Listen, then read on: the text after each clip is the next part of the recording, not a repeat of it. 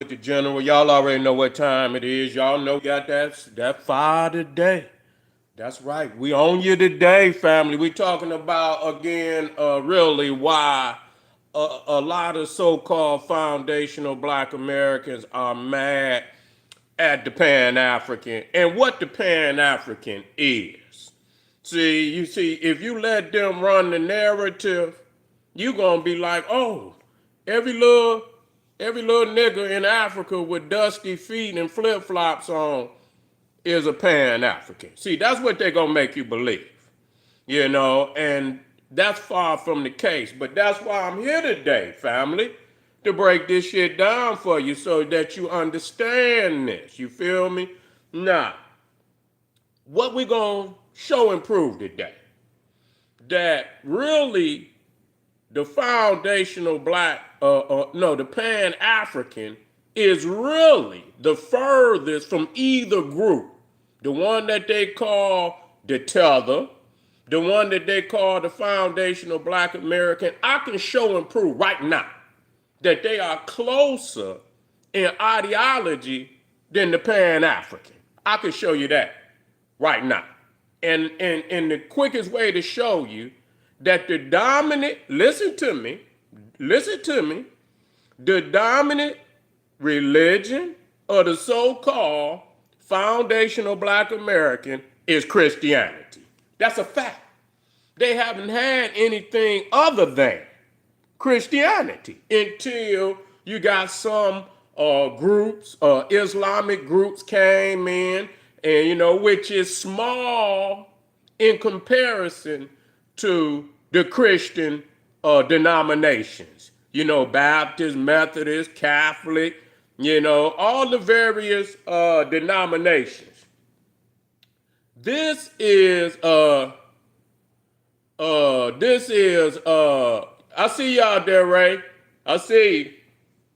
And I thank you. If you're not, I'm gonna make you a moderator over here. You feel me? I'm gonna be back on the other channels in a day or so. But I'm trying to get these off the ground. You feel what I'm saying? But so that's clear that nobody wants to talk about. That the dominant, and then them niggas over there in Africa, the two dominant religions, Christianity, Islam, Christianity. Matter of fact, I probably can make you moderator right now.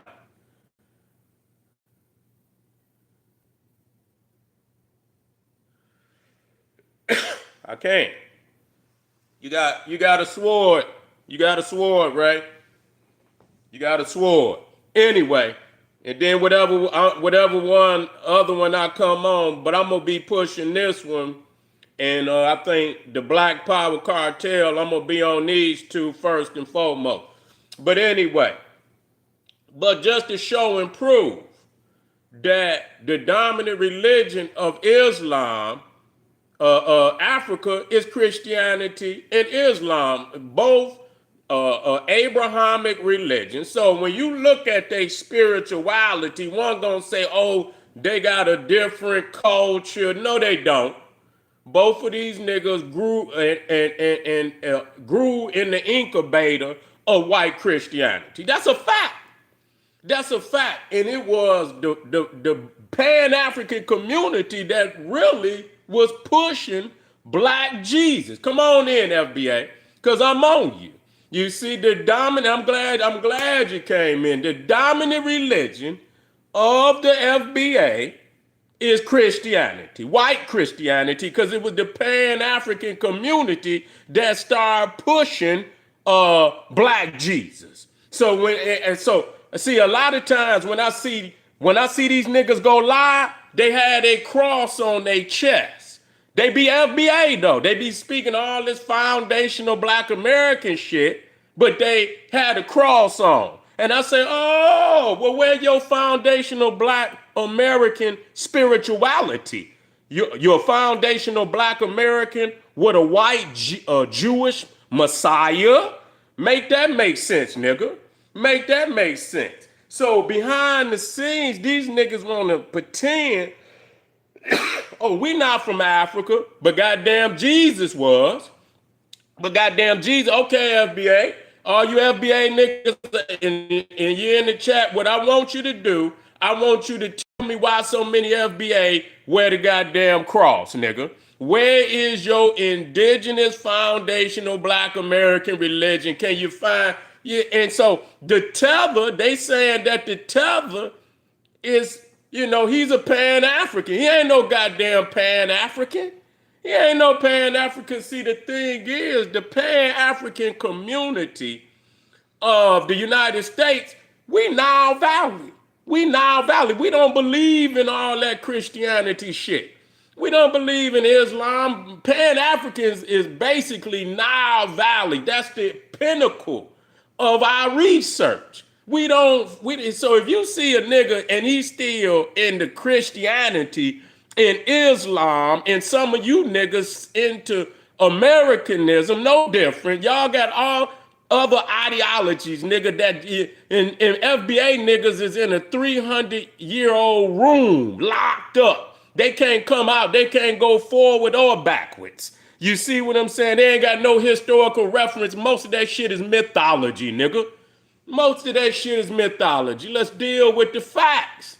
You know what I'm saying? That's why y'all want to start 1800. If you ain't, y'all starting on the plantation, nigga. You start counting on the plantation, and don't try to go to the Olmecs because it was the Pan-African community that brought the Olmecs. Ivan Van Serf, you niggas, where's y'all scholarship at? Where is this foundational black American scholarship? Because it was the Pan-African community but see, y'all is really tethers to the Pan-African community. Y'all want to take from us and and leave some ideology. You won't take other parts of the research, claim it as your own. I ain't never heard of no foundational black American scholar. I haven't. I have never heard of one. You understand? The primary researchers of, over here in the Americas is we talking about real reasons why a lot of foundational black Americans are mad at what they call Pan-African. Okay, now let me be clear about something. When we talk about Pan-African, we're going to go over into other video. So we ain't going to finish this at all, on this one video. Now, when we let's talk about Pan-Europeanism. What does Pan-Europeanism mean? Does it mean that all Europeans have to stay in Europe? No, it does not mean that.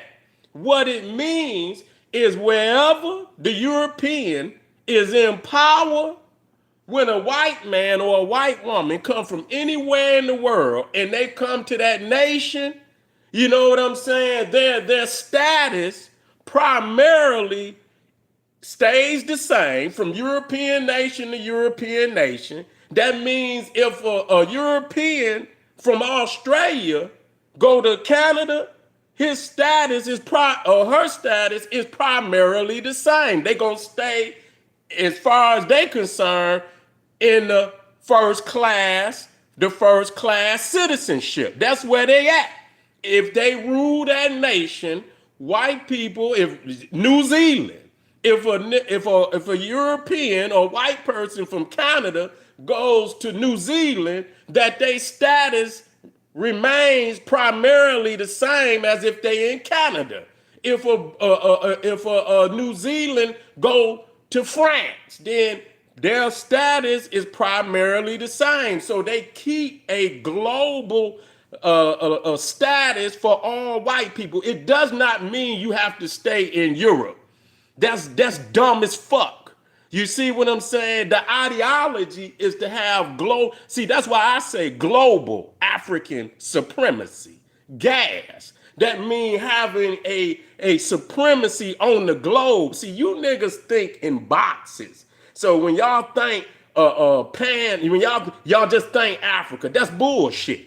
It means that wherever the black man and woman is, in wherever community, whatever city, whatever state, if they are the dominant factor in that city, then they should, when any black person from anywhere in the world come in that city, in that community, then their status is primarily the same, that they have security, you see, that they are able to get black education, black economics. That's what it means. It does not mean you have to go to Africa. That don't make no damn sense.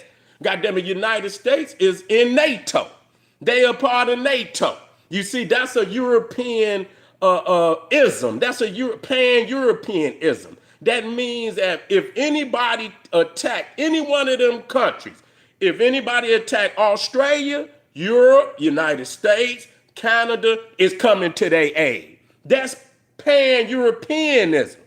You see what I'm saying? They smart enough to understand to control the dynamics of the planet.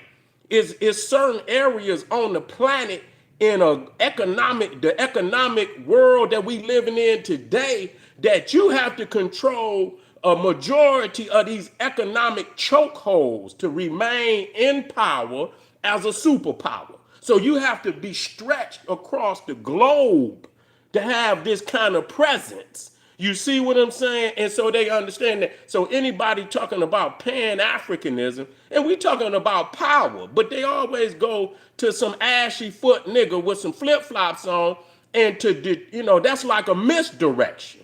You see? It's a misdirection. You see?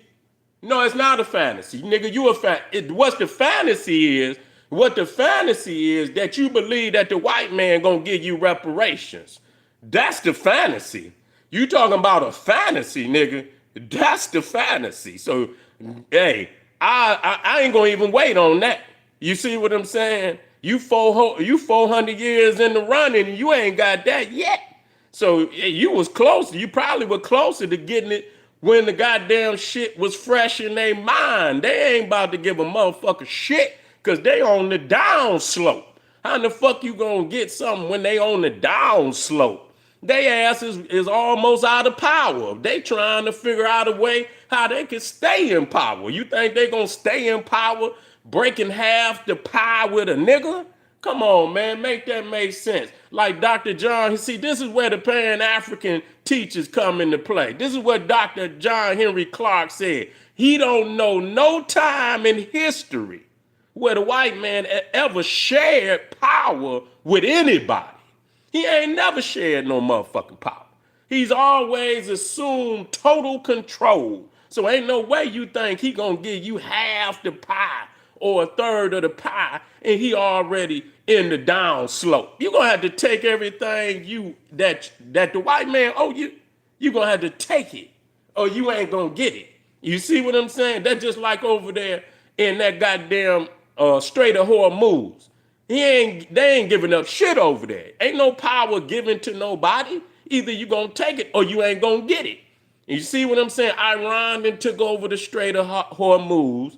You understand? And unless the United States go over there and kill the people that's keeping them motherfuckers from seizing that strait and that damn economic choke point, they ain't gonna never have it again. Them damn Iranians gonna be in control.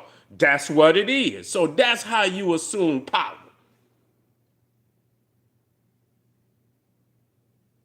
But nigga, you talking about shit the Pan-African community. I mean, what is you talking about? What is you talking about? You see what I'm saying? You dizzy. I mean, you talking the same. I mean, what are you talking about? You dizzy. I can't deal with you. You dizzy. That comes from the Pan-African community, dog. Yeah. We been on that. Okay? We been on that. Marcus Garvey been on that. Marcus Garvey wasn't asking nobody for shit. Marcus Garvey already had a legion of skilled tradesmen. Name me any other person in the history of the United States black that had that type of energy outside of Booker T. Washington. But Booker T. Washington and Marcus Garvey were the only two that was really talking about skilled tradesmen. So what is you talking about? You foolish, man. Be gone. Be gone. Nigga, you just show up to say nothing. You know what I'm saying? Just to say nothing. But anyway, family, where we at?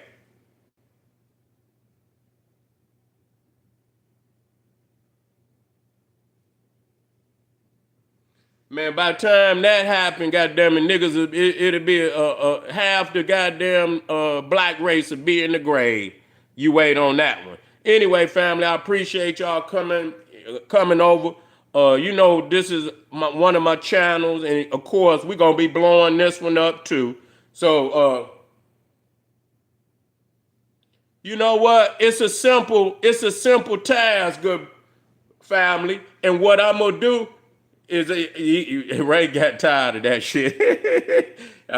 Ray say fuck that. I feel you, Ray. If we can't afford Ray, we can't afford to have too many, and taking my mind other places. Good. And keep it that way. I got to stay focused.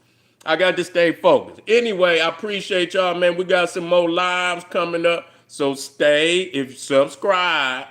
I hit this and I go live, and it might not give you no notification. It will, but it should give you some type of notification. But anyway, I'm coming back. We're gonna be on this channel today, and y'all, hey, get over to Patreon, family. Get over to Patreon. I got some hell of a fire over there. Too raw for YouTube. Believe that. They crying, and so I had to take it to Patreon. I see y'all in a minute. Black Pop.